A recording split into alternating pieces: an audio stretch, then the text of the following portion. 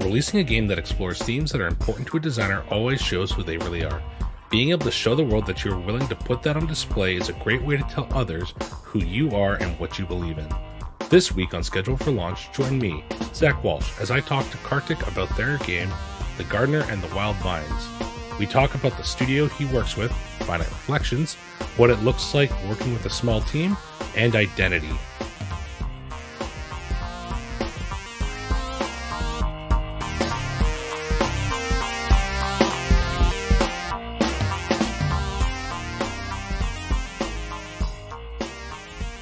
Welcome to Schedule for Launch, a podcast to discover projects that you may have missed. This week, I am super excited to be bringing on Kartik to come and talk about Gardener and the Wild Vines, which for me right now has been one of my favorite indie games to come out to date. It's so good. Kartik, thank you for coming onto the show this week. Yeah, thank you for having me, Zach, and it's exciting to be here. You launched this game about a week ago, I think. It's about a week ago now, isn't it? Yeah, last Thursday. Actually, almost on the dot last Thursday, yeah. Yeah, and before we really get into it, how has the past week and reception been? Reception's been great. It was a very scary Thursday for me.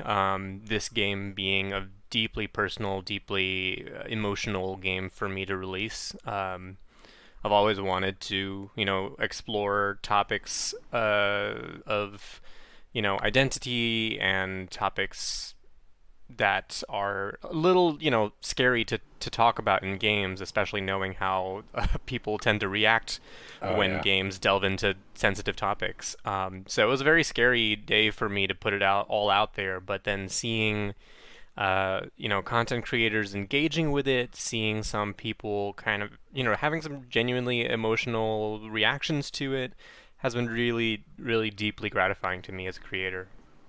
I'm super glad to hear about that. Before we get too far in and dive into Gardener and the Wild Vines, can you tell the audience a little bit about yourself? Sure. So, as you already mentioned, my name is Kartik. I've wanted to make games for literally as long as I can remember, and have kind of been doing so as well for as long as I can remember. I started back during the Flash days, never got good enough to publish anything, but was always had great admiration for whom I view as now the veterans of the game industry that kind of, spawned the indie scene with Flash games. And was inspired by all of the incredible creative work that was made during that era and have been chasing that dream ever since. We started the studio, Finite Reflections Studios, during my junior year of college. Wow. And, it came out of a game jam, the studio did, when me and my teammates just met by chance at a jam local to Atlanta, where we're based. And cool. We just kind of, got along and really enjoyed talking to each other, really enjoyed working with each other, and then made the studio, and then messed around for a bit trying to figure out how to make a game commercially, just to launch a game, period. Yeah. Try to figure that out for like about a year or two before we realized, things that we needed to get figured out. And then we did figure them out, and we created a game called Twin Cop, which was a co-op game, which did pretty well for our studio's first game that we ever started. It's hilariously fun. Thank you. And then we also launched a small, minimalist puzzle strategy game called Containment. We started picking up some porting contracts, helping port other studios' games. One very exciting contract we got was being able to port Cartoon Network's Save the Light game from console to Steam. And as well as just recently announced, I think yesterday or today, we have been also helping Bowl Cut Studios port their excellent indie mage brawler game Mage Quit to Switch. Yes. Which, if you haven't seen that game before, it's an incredible game, and the developers behind it it's just two brothers, and they're so passionate about their game. But yeah, we're helping port their game as well to Switch. So our studio's been doing, dabbling in a lot of different things, but primarily trying to focus on either making our own indie stuff or uplifting other indie stuff where we can. And then that brought us to The Gardener and the Wildvines, which we created originally for the GMTK Jam 2020. The theme Okay. was Out of Control, and we had this idea of making a platformer where the platforms are basically out of control because they're spawning on this procedural vine that you have little to no control over. Oh, cool. And that was the like original crux of the idea. It was just that simple gameplay idea, and we made it. We thought it was pretty neat. We iterated on it until we released it. That's rad. I had no idea that Gardener started as a game jam game. Yeah, for better or worse, all of our games, I guess except for Containment, Twin Cop and this one have both been spawned from jams. That's so cool. We talk a lot about game jams on here because there are so many different types.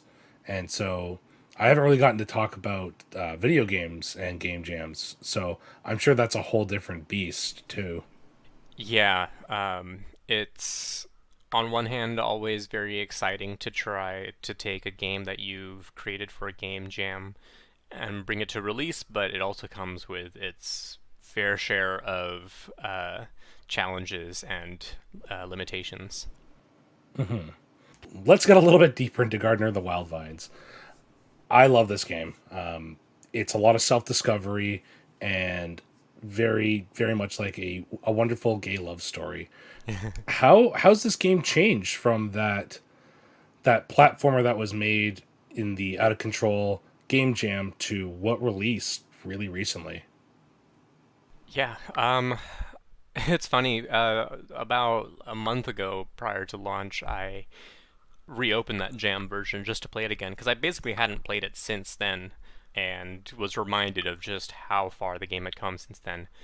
And uh, for starters, I realized upon playing the jam game that as far as platformers go, not to be too self-deprecating here, but it kind of sucked. The controls are super floaty. Like you had, I know the theme of the jam was out of control, but I really felt like out of control trying to control the gardener in that jam game, and that was like one of the first major changes that we made from that jam version to bring us towards the finished product. Was tightening up the controls, tightening up all of the movement systems to make them feel better.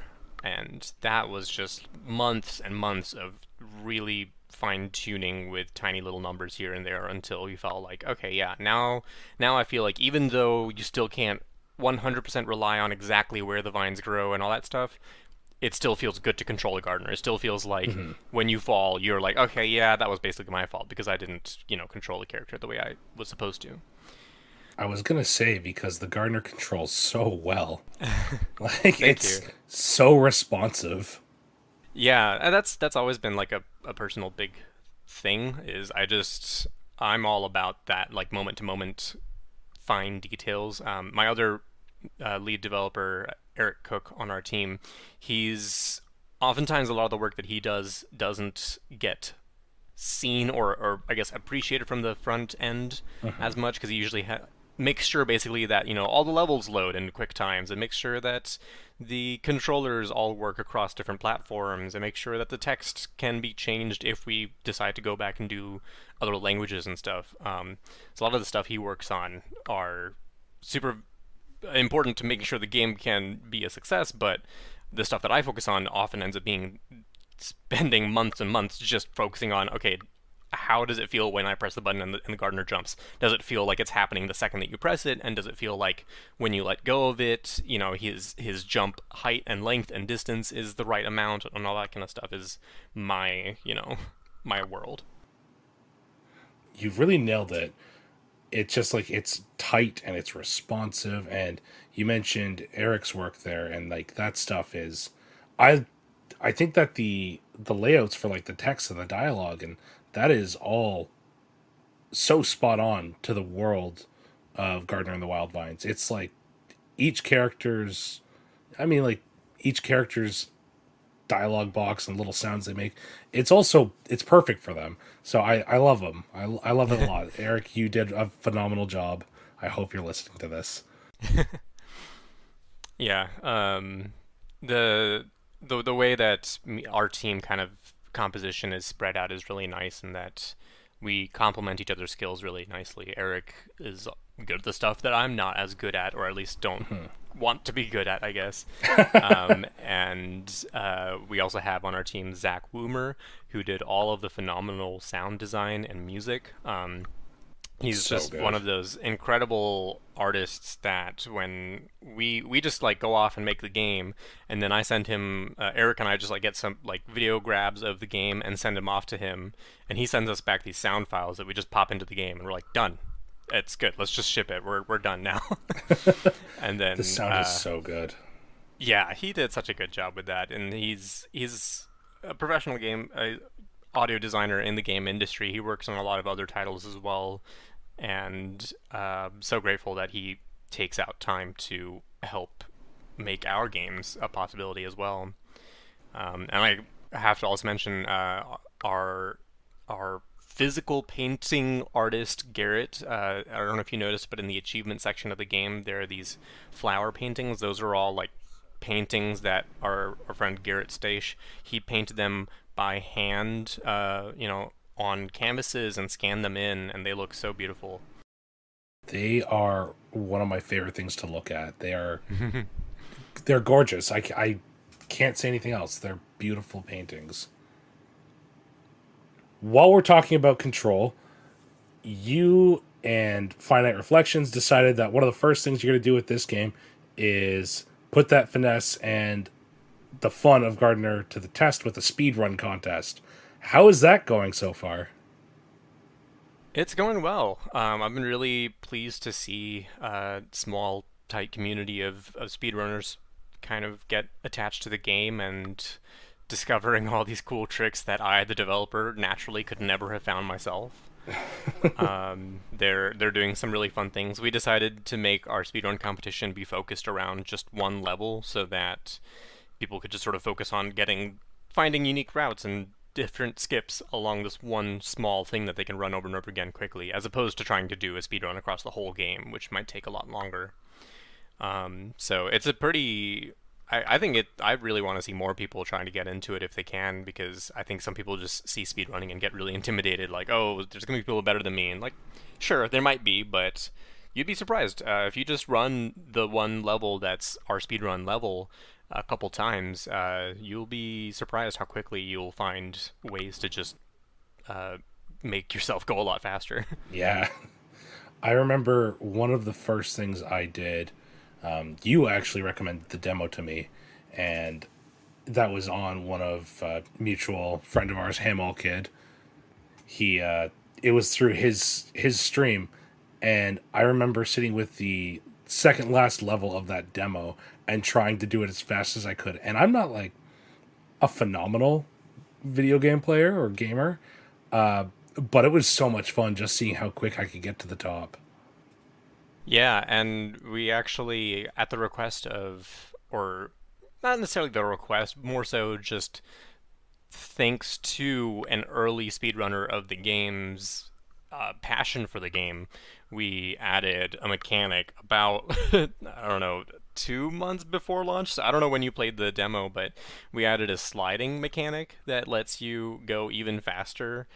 And that was just sort of like a fun last minute, like, okay, let's hope this doesn't break absolutely everything. But after I added it and as I started playtesting with it, I was like, this is too cool not to include. Screw the consequences. This might have some bugs in it, but I think players are really gonna like it. And watching the speedrunners use it to just get to ludicrous speeds to beat these levels so fast has been totally worth it. Yeah, it's really cool to see some people. I've watched a couple online of just people being like, yeah, look at how fast you can get through this. And for people who don't really know a whole lot about what Gardener in the Wild Vines is, you play as a character, the gardener, and I don't know why I'm describing this. Kartik, would you like to talk about this? Yeah, sure. So The Gardener and the Wild Vines is a wholesome narrative platformer where you play as the gardener on a quest to rescue the love of your life, the prince. The gameplay is kind of chaotic, but also relatively forgiving and accessible for people that may not be super familiar with the platformer genre. And yeah, that's the best pitch I can give on a on the spot. You gotta hit these little flower buds, and then you go flying in the air, and you gotta hit more, and vines grow, and it's a lot of fun. Yeah, core mechanic, right? Also a very important part of the elevator pitch. The whole pandemic has made me just like not remember the importance of elevator pitches. I got so used to having like that or I don't know, like that 1 minute elevator pitch ready to go because we'd go to conferences all the time. But since that's not Yeah. happening anymore, I'm just like stuck in my little hole in my home and forgetting. I have to talk to people about this stuff. Something that I think is super fun about this game is actually the fact that it was totally developed during the pandemic. Yeah. How was that? Like, how did it change what you did, and how did it affect the game in the end? Yeah, it had a pretty profound effect on the game. I mean, I'd say technically the game jam happened prior to the pandemic, but I think, by the time we were really investing our resources in bringing this to fruition, the pandemic was in full swing by that point. And it was basically the biggest challenge was having to adapt to the lack of conferences. Um, Previously that was a big source for us to grow our audience and to get more wish lists and to get more people to notice us and our game. So we had to go to an entirely online approach of trying to be extremely present online and constantly sharing progress updates. I had very little experience trying to run a community Discord prior to this, but I had to just figure it out because again, without the benefit of going to conferences and without the benefit of meeting people in real life, I needed a way to try and find fans and gather them all in one place and help them find a place to talk about the game and be excited about it. And that's not to mention, of course, during development as well. A lot of our previous games we were able to refine and perfect through going to conferences and going to local meetups and stuff where we could get people to playtest it. But I had to just reach out individually to friends and peers who were willing to put aside some time and help, playtest the game and let me get some recordings of them playing the game and analyze the way that they're controlling the character and the pain points and the improvements that we can make. It was just a lot of tiny little pivots here and there that were added up to just overall a big shift in the way that we make games. Yeah, and I don't think that, at least to me, it doesn't. Gardner doesn't suffer from that. Gardner and the Wild Vines does not suffer from the big change. I'm trying to describe it because I adore this game, and I want people to play this a lot. And you've put a lot of love into this game, and you can tell that there is a little bit of the entire studio in there, which might seem like there was a lot of people working on this, but I'm pretty sure you told me there's only really 4 people who worked on it. Yep. Yeah, and as far as like actively developing the mechanics and the systems and the design of the game, it was mostly Eric and I. And then, as I mentioned, Zach, who is our sound extraordinaire, and Garrett, who's helping a little bit kind of behind the scenes and outside of the actual game itself. One of the things we talked to prior to you coming on the show was the fact that you recently shifted to full-time game development because of the pandemic and because of this. Can you talk a little bit about how that's been? Yeah. So right out of college, my first full-time job, I was actually working at Cartoon Network in their games department, Okay. and I and that was primarily working on some web games and working on some mobile games, and then I moved from there to a hyper-casual mobile game studio. So again, focusing primarily on mobile games and focusing on this one kind of part of the game industry, which has a lot of really cool things going on and has a lot of really interesting games being made. I think a lot of times people kind of, I don't know, gloss over that part of the industry and don't really give it the attention it deserves. But all the while that I was working at both these companies and bouncing around throughout the industry, I was still trying to make my own games. That was around the time when I was making Twin Cop and Containment and doing these ports on the side.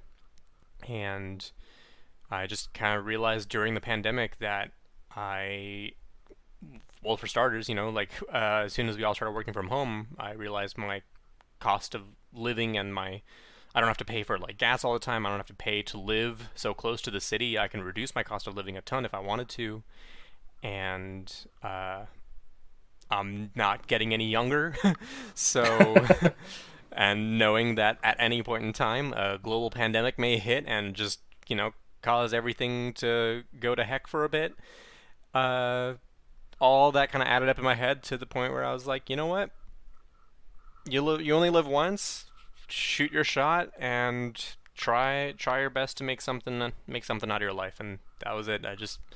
I took a big leap of faith and leapt off on my own, and we're gonna see how long I'm able to ride it out. Hopefully we'll be able to continue to release some more indie games until we can become self-sufficient, or maybe we'll continue on with other contracts. It's just a fun and terrifying experiment. I am so happy for you because not a lot of people get the chance to attempt that dream. And so the fact that you have been able to, and you've released a couple things that are going well, I hope from the bottom of my heart for a really good and prosperous future for Finite Reflections, just in general. Thank you. I really appreciate that. Oh, not a problem at all. Another question I had kind of refers to something we talked about a little bit earlier, and it was you stating that there was some hesitation and some fear about releasing this game because it's a little bit close to the heart. Would you be comfortable talking about that a little bit too? Yeah, definitely. And this is, one of the reasons why I really wanted to kind of strike out on my own, is because I think that indie games are such a powerful medium. Indie games aren't always so worried about what is and isn't profitable. They're often just more concerned about something that the developer wants to say, something the developer wants to express. That's where I find so many games that kind of push at the boundaries of what's acceptable or what's popular or what is even just plain profitable. During my development of Garden and Wildvines, I also started streaming a little bit on Twitch. I fell off that closer to launch of the game because I just got a little bit too much to manage. But while I was streaming, I really tried to focus on the really niche and weird small games that I could find on itch, because there's just so many games being released all the time. Oh yeah, yeah, there and is. It's kind of intimidating. It's kind of scary. I know that some indies like to call it the indie-pocalypse.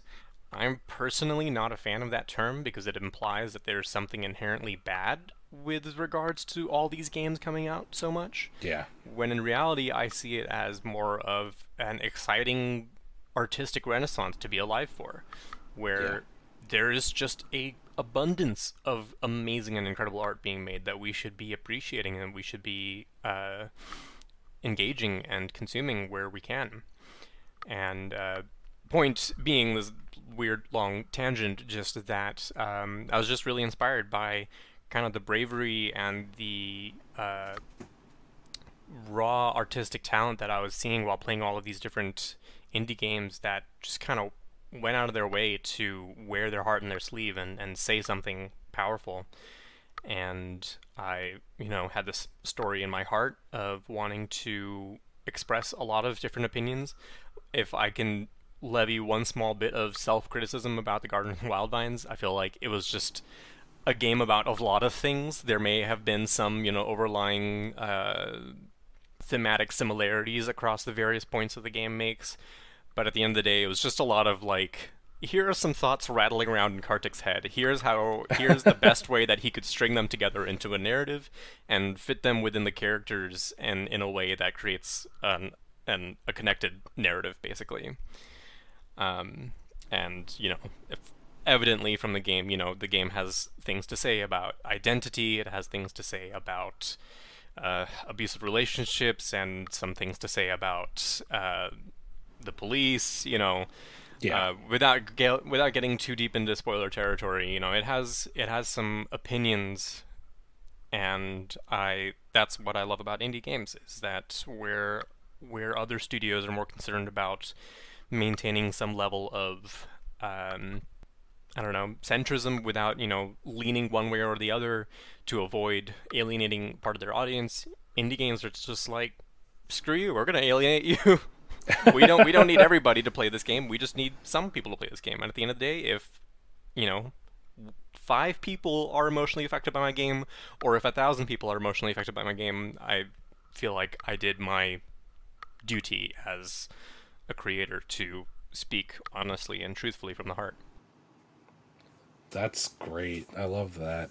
Speaking of emotionally affected by this game, like I said, we both met each other through the streamer Hamal Kid. How did it make you feel when he actually cried with the ending of this game? It's funny, Eric messaged me after him and someone else, Dana's Tea Party, streamed the game on Twitch. And he asked me, congrats, you've made streamers cry. Are you proud of yourself? And I responded You to him should be. like, I responded to him, I said, yes, I am extremely proud. I'm glad. I'm so happy that, that this game where, I'm expressing some things that I have previously been very scared to express are being met with empathy, and that people are engaging with it in the way that I hoped they would. Yeah. Yeah, I don't know what else to say to that other than the fact that I'm glad that it worked. I'm glad that I feel like it's always you're always in danger of falling into the trap of like corniness, or feeling like the media is too heavy-handed whenever you try to make Yeah. something like this. And that was my biggest fear, is that, I would watch someone streaming the game and they'd read some dialogue and they just like roll their eyes and be like, okay, all right, we get it. But thus far, I haven't seen that happen yet. I don't know how much of that you'll really see, because to me it feels like the people who are playing Gardener and the Wild Vine are the people who don't really have that main character that they can identify with. I'm sure if we took a little look at like stats and stuff, this probably would have quite a successful rate with the LGBTQ plus audience. And that in part is because of you on the Twitter making sure that people understand what this is. I remember a handful of conversations where people were referring to the gardener as a she, and it being like, no, and shutting it down like right away. What was the reason for making sure people understood that? Um, I think honestly, it's just a simple matter of the fact that queer representation has been historically either Bad. willingly or yes, that silence, right? Queer representation has either willingly or neglectfully been erased, historically, Yeah. and or ignored, and a lot of that has been due to people viewing everything through a heteronormative lens, where they see things and they're like, oh, this person loves the prince. Oh, right, duh, must be a girl, right? Yeah. What else could they be? Same thing happened. Something that I'm thinking about revisiting a little bit in the game, and with the pirate that you meet in the island zone, is that I've seen some people refer to the pirate as he, which is just inaccurate. The pirate is they them. They identify as non-binary, and Yeah. and I tried to be very like conscious of that in the writing to make sure like, hey, these are their pronouns, and I'm trying to do it without like beating you over the head with it, and making it a very sort of natural kind of representation. That's the kind of representation I wanted to move for, was like the kind where one's queer identity isn't a big, heavy part of the narrative. Because in my world and the world of my friends, I think there are some people who maybe don't have as many queer friends that are like, oh yeah, I bet this is all queer people talk about. It's like, no, actually, it's just part of our lives. It's just it's not something that we talk about all the time. Actually, I mean, sometimes yeah, you make jokes about it or whatever, but it's not like that's just the kind of like the representation I wanted to go for, and that kind of came with some consequences where people would view it through a heteronormative lens, and therefore I saw weird results where people would assume that the gardener was a girl, people would assume that the pirate was a guy, they would assume all these things, and so I had to kind of like go on Twitter and go on our TikTok, and I also ended up tweaking some dialogue prior to launch to try and make things a little bit more explicit. I was just like, stop it, please. This game is gay. Sorry, that caught me off guard. You're welcome. Oh my goodness. Wow, a little bit backborn to semantics though. What is it like to actually launch a game? Because I know prior to you're like, yeah, I took a week off. It was stressful. What are some of like the thoughts that come out when you're getting ready for that launch? Yeah. So there's this bit that we put in the credits that I want to try and include in all of our games. Now that I say that, I can't remember if we included this in our previous games or not, but where we just sort of we do the thing where most games in the credits say, "And thank you for playing the game," But Yeah. I try to put a little bit more of a personal touch to it, and we mentioned in that how we worked very hard on this game, but we also took care of ourselves and maintained a healthy relationship with our work. Because, Yes. and I thought it was extremely important to say that because of course, everything that's come out this year in regards to all these other studios and the way that they have been treating their workers, and just the kind of studio that I want to run, growing forward. And the hope being that we do grow and that we do acquire more talent. I want to have a studio where people don't feel like the work is their life. Yeah. So that being said, throughout the development of the game, I basically did not crunch at any point. There were a few times during which I would work late on account of the fact that I had a day job and then I had to find time in the evenings to get some work done. Oh, I understand that. But it wasn't until the last week where it was just like, okay, when the game comes out on Thursday, Eric and I are just, sitting through it and playing through the game, which is, even, I think for me, it took me like 2.5 hours to beat the game, just sort of like speeding through everything. And every time I ran through the game, I would find one more bug to fix, one more bug to do. So that was the closest I ever came to kind of crunching. And even then, I don't know how many hours I worked that week, but it was not anywhere near normal crunch hours. Mm-hmm. That was still enough for me to start feeling burnt out, though, and it's just a testament to how easy it is to cross that threshold from, oh, I'm working on something, to, oh, I'm burning out on something. Yeah. And yeah, it was just a week of fixing bugs, a week of last minute. I'm so like sorry to our sound designer Zach, because he did so much great work, and then at the last minute we realized we were missing a couple sounds, and he just popped right back in at the last second and cranked them out, and did such a phenomenal job too at the last second with some of these sounds that we were so critically missing. Yeah, once that was out, that wasn't even the end of it, because I was then just kind of on a emotional roller coaster ride of like, and what do people think? Is it good? Is it bad? Are people going to start harassing me? Are people going to start, I don't know, like I just had no clue what the reaction was going to be. But once the good started rolling in, then I got a chance to kind of take a deep breath, and we had a couple of fixes. We were basically doing patch every single day after launch, as we found people streaming the game and finding things that we could never have found with our limited budget. So those patches came out, and now we're in a pretty solid, stable state. I haven't seen anything super glaring pop out since our last patch. And so since basically, I think Tuesday was the last time we put out an update, I've just been catching up on sleep, catching up on, personal items, Mm-hmm.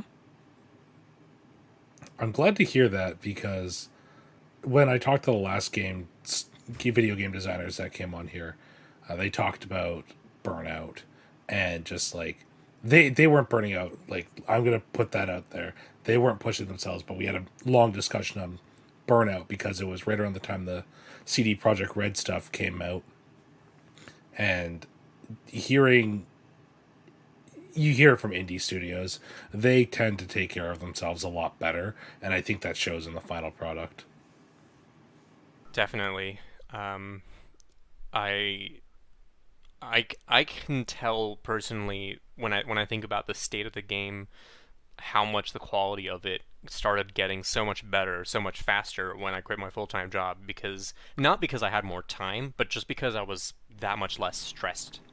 Yeah. And I was just that much more consciously aware of what I was doing. I had that much more creative awareness of the work I was doing.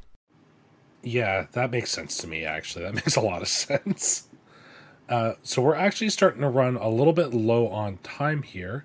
But, Kartik, I like to ask on every single episode, when people come on, what advice can you give to a person who's looking to design their own game, but they have no real skills or knowledge on where to start? My advice has and probably always will be make Flappy Bird. And what I mean by that is copy the simplest game you can possibly think of. And for me, that has always just been Flappy Bird.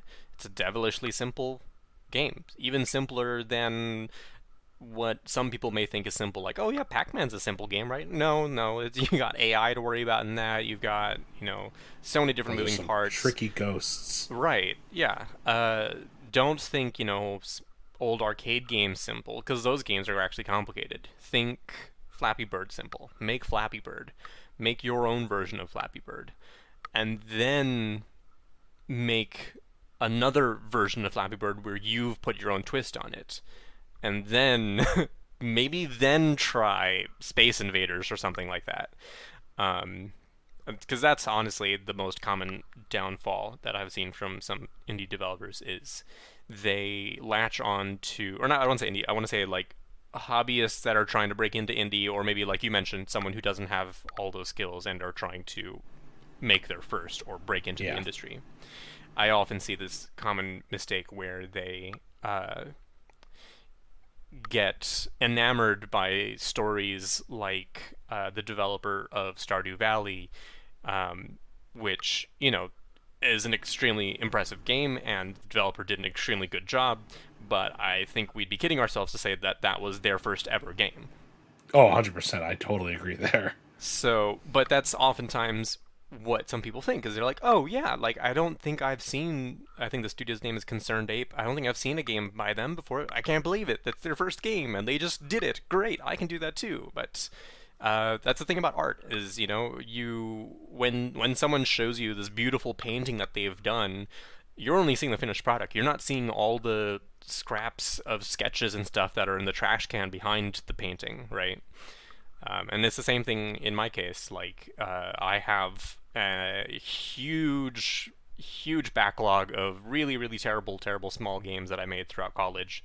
And, my studio, prior to self-publishing our first very small game, we had many failed small projects. And that is the case for every decorated developer in the industry. There is no indie that just popped out and made their first game a hit. Yeah. It's a very, intoxicating story that you're like, ooh, maybe I could be the one, but it hasn't happened yet. I don't think you're going to be the one. Just, make that small thing, then make a slightly bigger thing, and continue and rinse, repeat. That's great advice, actually, because you got to mess up a bunch to start to learn. Mm-hmm. So, Kartik, where can people find more about you and Gardener and the Wild Vines? You can find out most of everything from our social media. Just search Finite Reflection Studios. I know that's not the easiest name to remember, but obviously also searching the game, The Gardener and the Wild Vines. We're most active on Twitter, but we do also have a TikTok and an Instagram. So if you search Finite Reflection, or if you search The Gardener and the Wild Vines, we try to stay active. And you can also find links to our Discord on our Twitter account and come hang out with us and chat about the game if you want. As always, listeners, all those links will be down below. Go play this game. It's so much fun. It's a lot of fun. It's not overly long. It's a very good price for what you're playing. And it's heartwarming. I'm going to say it's a nice change of pace. Thank you. I'm so glad to hear that. Yeah, I'm so glad to hear that you enjoyed it. All right. Well, Kartik, thank you so much for coming on to the show this week. It was an absolute blast. And thank you for answering my questions, because I wanted to do this for the past couple months, actually. So having you on was a little intimidating in its own sense for me, because I've been very excited to possibly talk to you about this. So thank you for joining me. And thank you so much for having me. Thank you for asking such great and insightful questions. All right, everyone. Thank you for listening as well. Kartik and The Gardener and the Wild Vines, they're already launched, so go pick it up. Take care of yourself. Have a good night. Bye.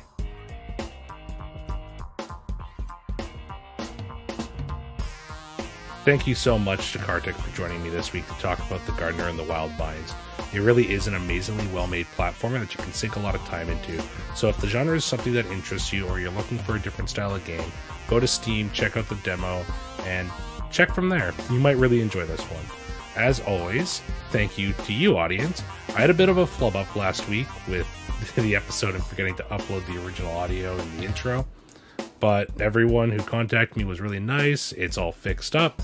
So if you took a listen to last week's episode and decided not to follow through and listen to the rest of it, totally understandable.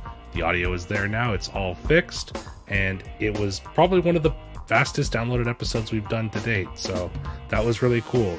If you're interested in hearing more musical guests, let me know somewhere on the internet, because I'd love to show off some more people.